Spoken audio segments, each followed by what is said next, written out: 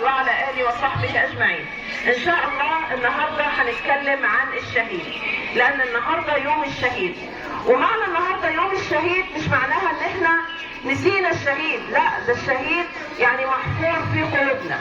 أكيد في كل بيت مصري في شهيد في حرب 73 اللي حررنا فيها أرض سيناء، والحروب اللي قبل كده طبعا أكيد فيها شهداء كتير.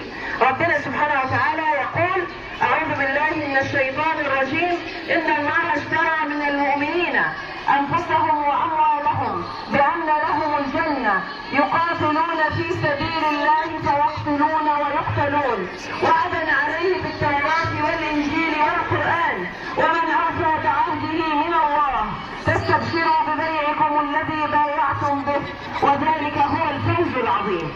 طبعا مفيش أعلى من منازل الشهداء. كلنا نتمنى ان ربنا سبحانه وتعالى يكتبنا في منازل الشهداء. الرسول صلى الله عليه وسلم قال: من سأل الله الشهادة بصدق رزقه وبلغه الله منازل الشهداء حتى ولو مات على فراشه. فنتمنى من الله تبارك وتعالى ان يرزقنا منازل الشهداء. لكن من هو الشهيد؟ من الشهيد؟ الشهيد كما جاء اعرابي لرسول الله صلى الله عليه وسلم يقول له: يا رسول الله، الرجل يقاتل لينكر والرجل يقاتل للمغنم.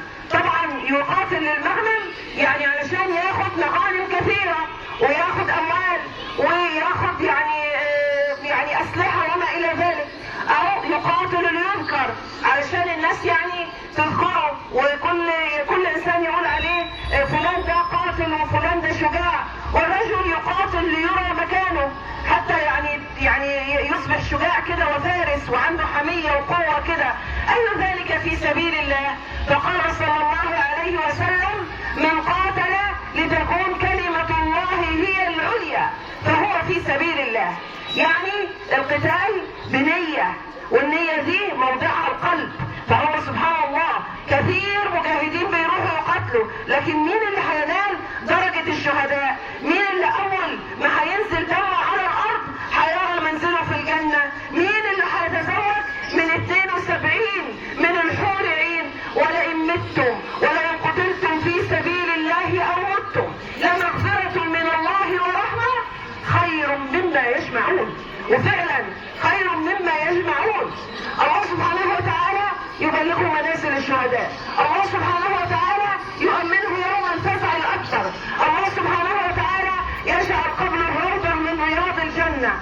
الله سبحانه وتعالى يجعل دمه شهيد عليه. يقول صلى الله عليه وسلم: ما من كلم يكلم في سبيل الله إلا جاء يوم القيامة اللون لون الدم والريح ريح المسك. يعني الكلم يعني الجرح.